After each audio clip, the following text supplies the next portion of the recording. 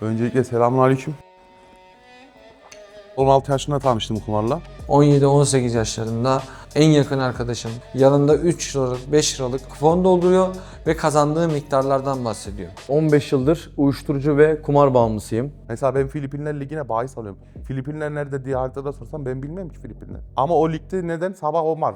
Akşam bekleyemiyorum ki artık bağımlılıktan dolayı. O kumara oynayabilmek için erkek olarak da bedenini satana şahit oldum abi. Babam da kumar oynuyor. Babam arkamda iddia yapıyor. Ben babamı görmem, babam beni görmüyor, tamam mı? Salı çarşamba abi dışarı çıkıyordu. Ben iddia bahisi benim, makine benim yani, anladın mı? İstediğim her şeyi oynayabilirim. Oynamıyordum ama oynuyordum da yani. Kumar parası ararken bir gün annemden para istediğimde annem bana yok dedi, yani veremem dedi. Boğazına sarıldım. Kumarı bıraktığımda namaza başladım mesela, namaza tutundum. Ben namaz kılarken mesela ikindi namazı 4 rekat ya mesela. 4 rekat sünneti kıldıktan sonra cebimden telefon çıkarıp maça bakıyordum mesela, anladın mı sünnette? Ölsem bir gün ağlarım. Bir gün üzülürüm, 2 gün üzülürüm. Sen beni 10 senedir her gün ağlatıyorsun. Bunu söyledi. Fırladım odaya. O mazgallardan kendimi atacağım. Tam belimin burasından babam yakaladı beni. Bir tane çocuk geliyor mesela, yeni kumar oynuyor, ilk defa geliyor, kazandım diyor ya, ben Allah çarpsın o çocuk için üzülüyorum ya. Vallahi bak, çünkü kazandığın an bittiğin an aslında. Senin kazandığın anda her şeyini kaybettin ama senin haberin yok. Sadece vaktini bekleyeceksin yani. 16 yıl boyunca oynadım ama bir tane kazanan görmedim yani. Siz de kaybedeceksiniz net yani. Banko.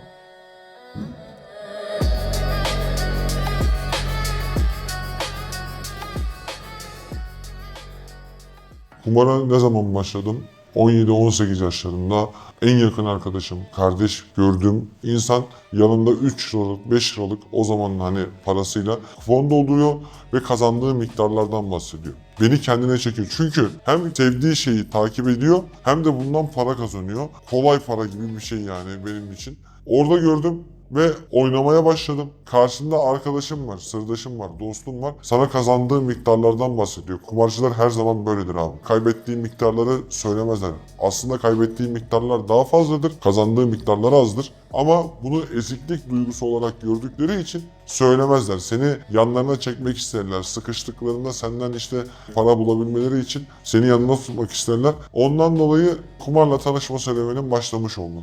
Öncelikle selamünaleyküm. 32 yaşındayım. 16 yaşında tanıştım kumarla. 16 yıl boyunca oynadık. Bu illet sıkıntılı bir şey yani. Sürekli aklınızda. Sonra uyuşturucuyu da yol açıyor zaten burada. Kumar oynuyor. Herkesin uyuşturucuya başlama maddesi farklı ama genelde ortak bir madde var, esrar. Benim esrarım da iddiaydı. Bağımlılık serüvenimde ilk 2 senem iddiayla geçti. Haftalık ödemeyle iddia sayfaları vardı. Salıdan salıya ödemeli. Hafta başında hesabınıza para yüklenir. Pazartesi gecesi 12 olduğu zaman hesap bakiyeniz eğer eksideyseniz siz ödersiniz. Artıdaysanız onlardan para alırsınız. Bu şekilde 2 sene boyunca İddia hayatımda hep oldu. İlk başta mesela bayiden oynuyorduk. Ondan sonra bayi uzaktaydı. Mecburen bunu oynadığın için bunun yöntemlerini bulman lazım. Bayiye gitmeye üşendiğimiz için canlı bahisle tanıştık. Canlı bahise düştüm mü zaten sıkıntı yani. 24 saat boyunca telefonda kumar var yani. Eskiden yoktu böyle bir şey. O yüzden de bu kadar bağımlılık yaygın değildi. Şu an gençlerimiz, biz, herkes bağımlı aslında yani. 3 kişiden biri bağımlı diyebiliriz. 15 yıldır uyuşturucu ve kumar bağımlısıyım. Son 6-7 yılımı kumar bağımlılığı olarak geçirdim. Ama 16 yaşından itibaren diğer bağımlılığım uyuşturucu olmak üzere 2 tane bağımlılığım var. Kumar hayatıma girmeden önce iyi biriydim. Ama kumar hayatımızı mahvetti ya gerçekten. Yani neler kaybettik anlatamayız yani. Şu an birimiz varsa birimiz de kumara gitmiştir yani. Birimiz kalmıştır elimizde. Onu bile kaybediyorum yani. Kumarda sıkıntı ya. Mesela aç kalsan para istemezsin kimseden ama kumar yüzünden mecburen para istiyorsun ya. Dükkanın kirasını ödemek gerekiyor. Ama birinden mesela 10.000 TL istesen verir, kirayı ödeyebilirsin ama o kira için o para isteyemiyorsun yani, anladın mı? Ama kumar oynayacağın zaman o utanç, yüz kızarıklığı, atıyorum yani insandaki bütün duygular kayboluyor, o kumar parasını istiyorsun mecburen. İlk başta kumara başlama serüvenim kazanma hırsıydı. Ama kayıplar vermeye başladıktan sonra özellikle bu hırs yerini kaybettiklerini yerine koyma hırsına dönüştü. Ama hiçbir zaman öyle rahat bir konforlu alana erişemedim kumardan dolayı. Şimdiye kadar 7 milyon falan rahat kaybetmişimdir ya. Çok rahat kaybetmişimdir ya. Bir tane araba aldık mesela, 7 tane o arabadan alabiliyorduk. 6'sını kumara kaybettik yani.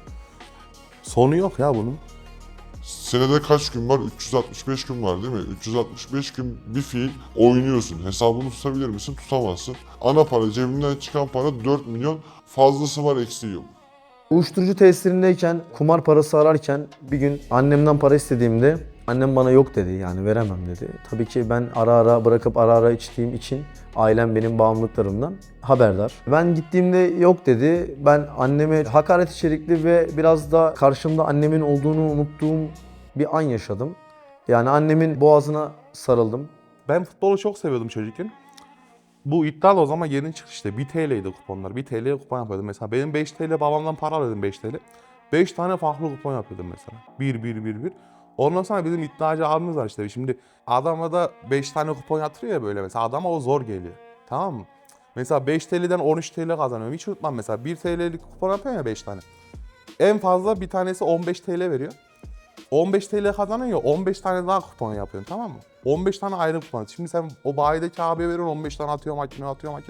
Artık o adam açıya geliyor, adam sana şey diyor. Oğlum 15 tane 1 TL oynayacağına bir tane 15 TL oyna diyor, tamam mı? Mesela ben ilk başta o iddiacı abiyle öyle tanıştım mesela. Babam da kumar oynuyor. Babam arkamda iddia yapıyor, ben babamı görmüyorum, babam beni görmüyor, tamam mı? 2015 yılında 18 yaşındaki bir çocuğun 30 milyar ekside olduğunu düşünün. Bu zamanın parası 1 milyon. İşin içinden çıkılmaz bir hal aldı. Oraya soruyorum yok, buraya soruyorum yok. Hiçbir şekilde aileme söyleyemiyorum. Söylersem mahvolacağım biliyorum. Aile muhafazakar bir aile. Aklıma ailenin kredi kartı geldi.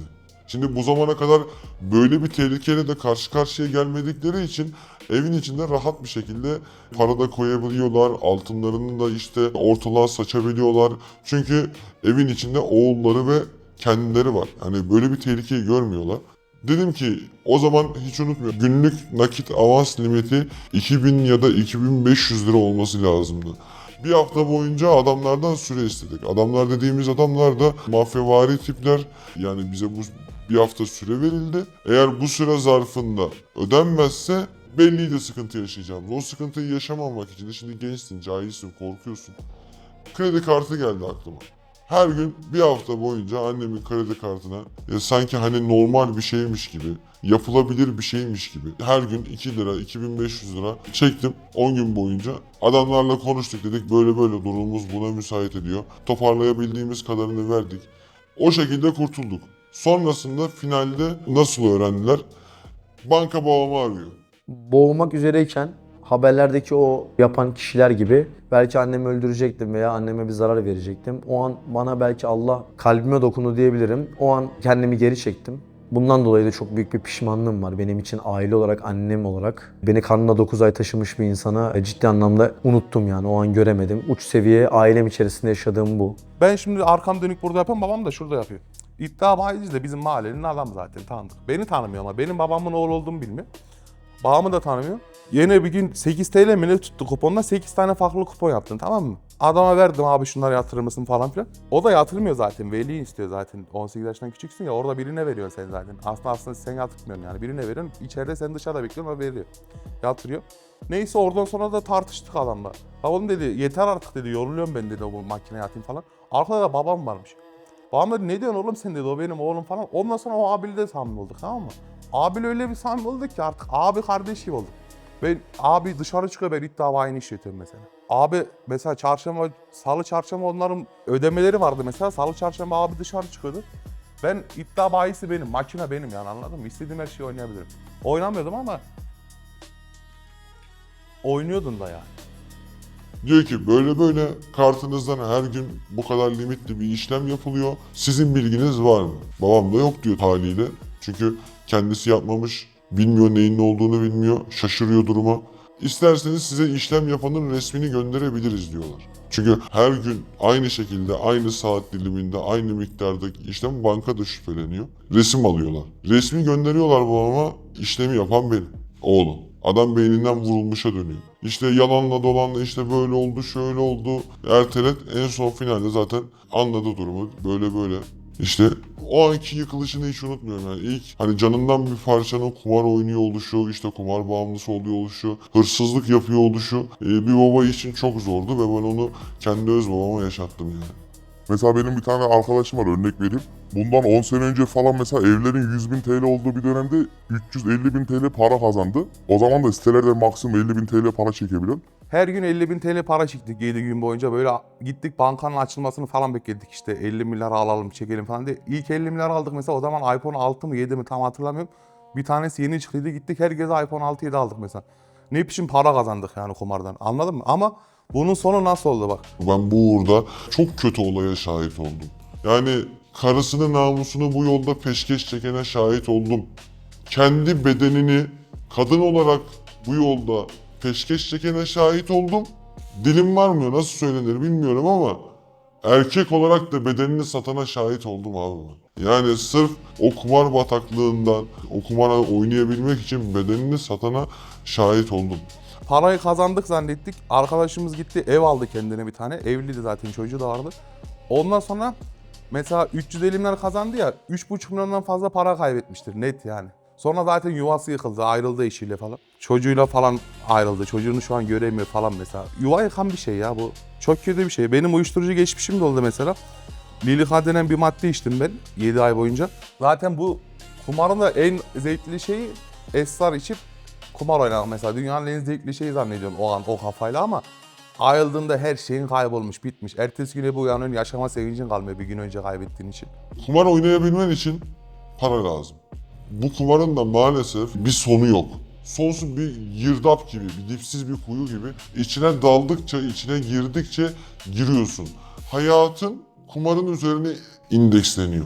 Kimisi uyuşturucudan dolayı, uyuşturucuya para yetiştiremediğinden dolayı o kötü yola düştü.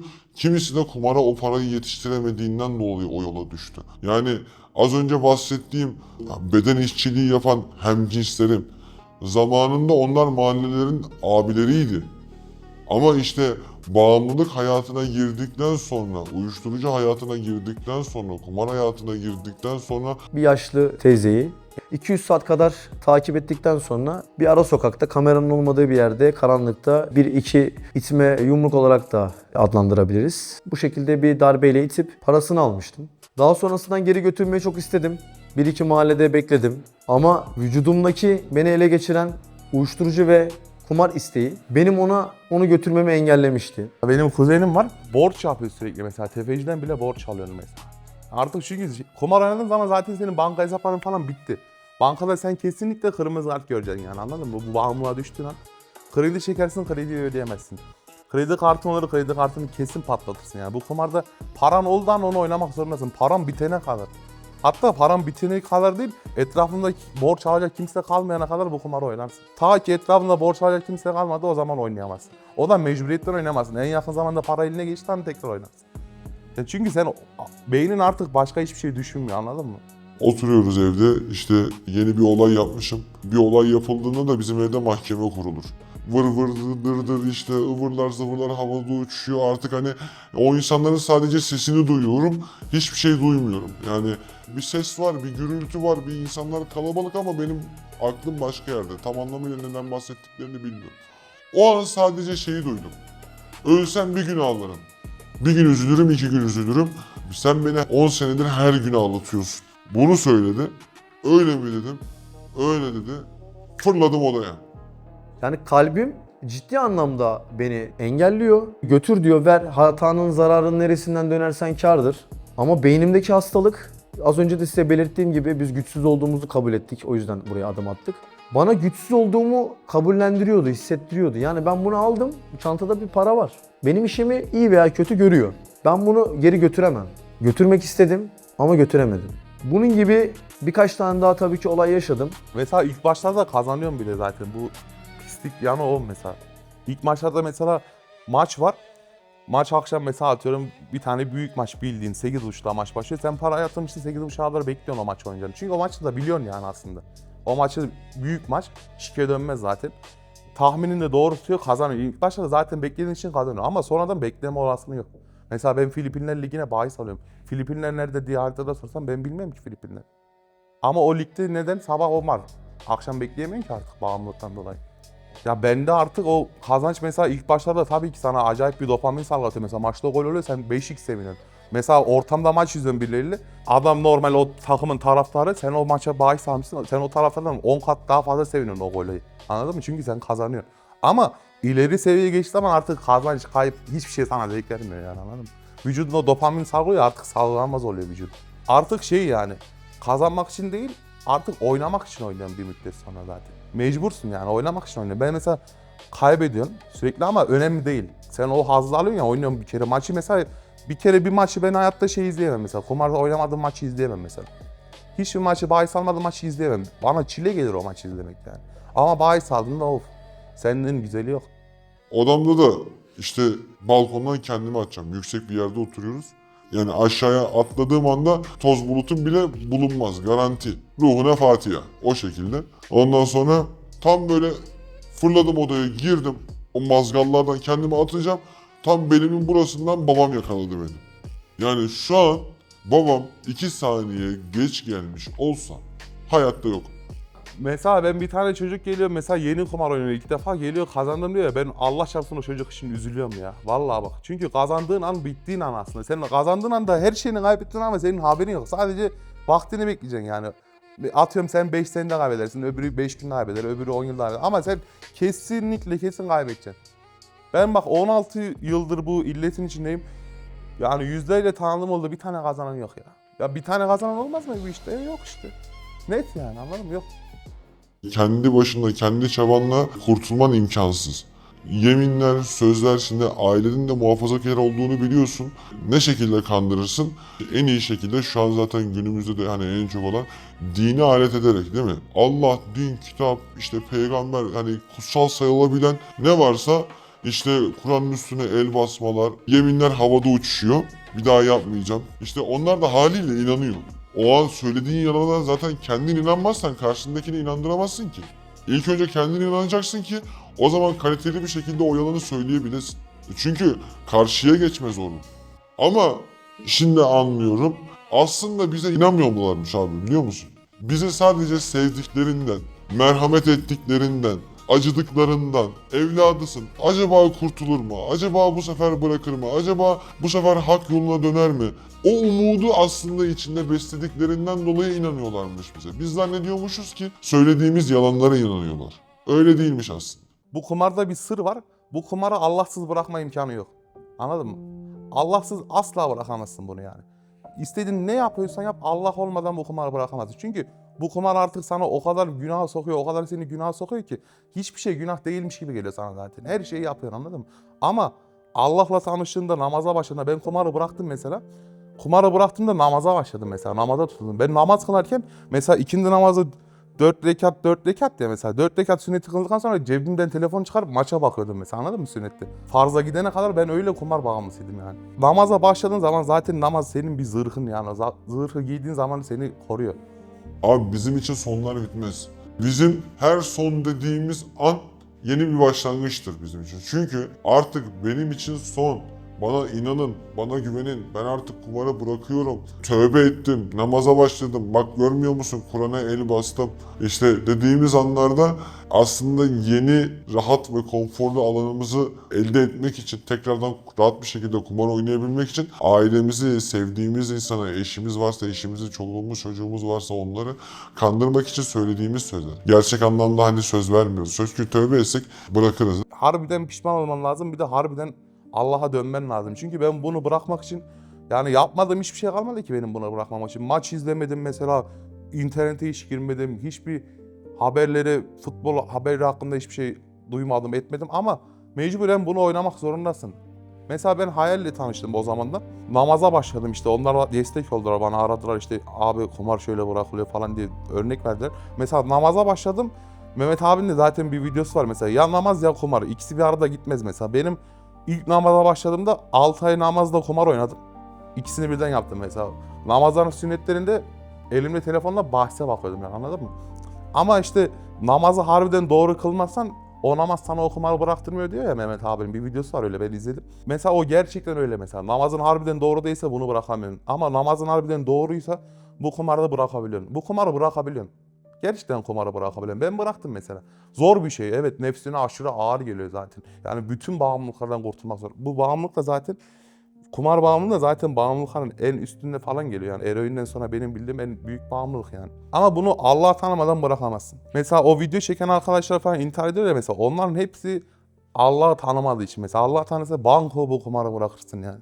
Namazları ne zaman bırakmaya yüz tutsam veyahut namaza ne zaman başladın diye de soracak olursan Mehmet Hoca'nın bir tane videosu vardı namazla alakalı. Sen kendini diyor namaz kılmadın diye uyanık zannediyorsun ya diyor, işte kârdasın zannediyorsun ya diyor.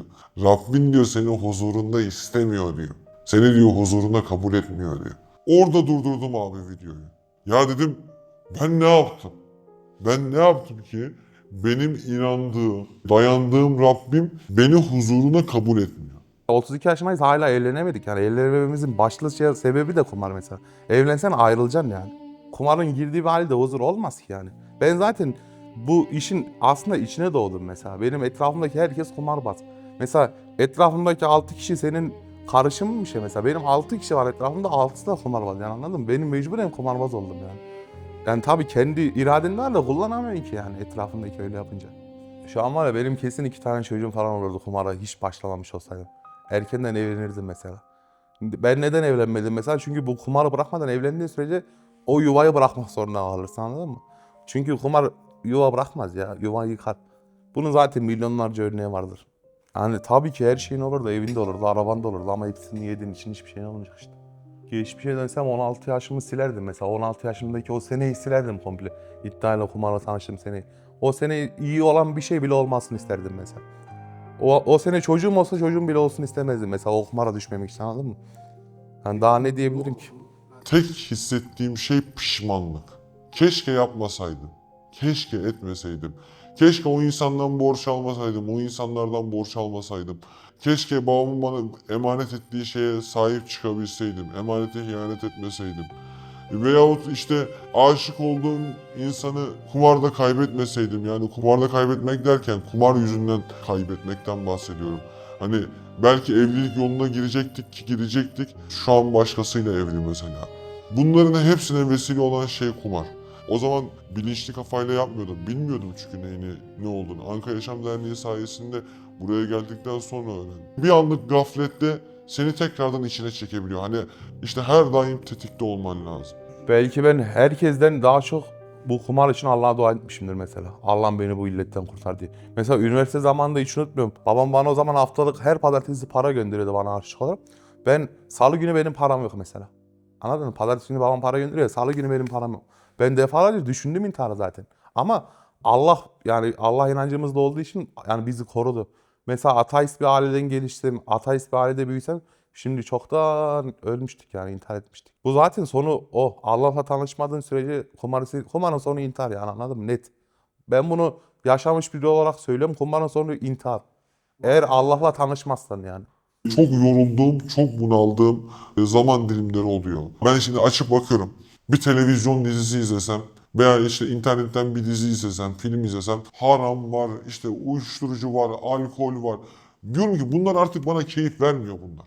Bunlar bana lezzet vermiyor. Abi açıyorum. Yemin ederim 10 dakika da olsa, 1 saat de olsa hayal aleminin herhangi bir videosunu, işte Mehmet Hoca'nın herhangi bir videosunu açtığımda sanki o kadar beni çekiyor ki iç huzurumu yakalıyorum. Arada bazen de şey yapıyor. Mehmet Hoca şey yapıyor. Videolarda fırça atıyor. Hani şunu yapmıyorsunuz, bunu yapmıyoruz. Yapmıyorsunuz değil de yapmıyoruz gibisinden. Hani kendisini de içine katıyor. O an sanki diyorum ki sanki karşılıklı birebir de bana fırça atıyor.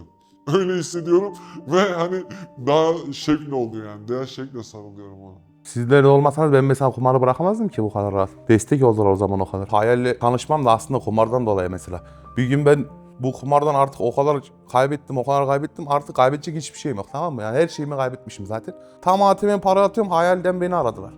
Abi işte bize yazmışsın kumar bağımlılığı hakkında falan. Mesela bir de şey var, şu an sosyal medyada sürekli kumar videosu çekip intihar eden insanlar var ya mesela. Ondan sonra ATM'ye gittim. Lan ATM'de önümde bir tane kişi var, tamam mı? Adamın da işi uzun sürüyor. Sen de zaten kumar bağımlısın lan. Hadi dayı diyorsun. Hemen yatırman gerekiyor. Maç kaçacak. Tabii canım, sürekli gol olacak gibi ya. Maçta sanki her dakika gol oluyor. Senin kafanda var, anladın mı? Halbuki maçta 3 tane gol oluyor. 90 dakika boyunca yani. Sen ama kafanda sürekli gol olacak. Her pozisyon gol. Anladın mı? Artık sen öyle izliyorsun maçı. Normal insan gibi izlemiyorsun ki. Bağımlısın. Ondan sonra dayı da işini bitirdi. Lan tam ATM kartı yatırdım. Para yatıracağım. Telefon çaldı benim. Bilmediğim numara. Açtım, alo dedim. Abi hayalimden arıyorum ben dedi. Buyur kardeşim, abi sen bize yazmışsın da kumar bağımlılığı hakkında falan filan. Öyle konuştuk onunla falan. O da bana birazcık iyi geldi. Ondan sonra zaten Mersin'e gittim. Bıraktım ben ondan sonra kumarı. İlla ki Allah'la tanıştığın zaman bunu bırakıyorsun ya. Yani bırakılmayacak bir şey değil. Şeytan sizi korkutuyor mesela sürekli bırakamazsın diye, ama bırakılan bir şey yani bu. Bırakan bir sürü kişi var. Hayalhaneme gelince bize burada zaten videolar açılıyor abi. Biz burada videoları izleyebiliyoruz. Çok da merhem oluyorsunuz. Allah hepinizden razı olsun. Mehmet Yıldız hocamıza da buradan selam olsun. Çok güzel şeyler anlatıyor. Bilmediğimiz çok şeyi bize aktarıyor. Yani hepinize söyleyeceğim bir şey var. Ben 16 yıl bu illete düştüm. 16 yıl boyunca oynadım ama bir tane kazanan görmedim yani. Siz de kaybedeceksiniz, net yani bu. Banko.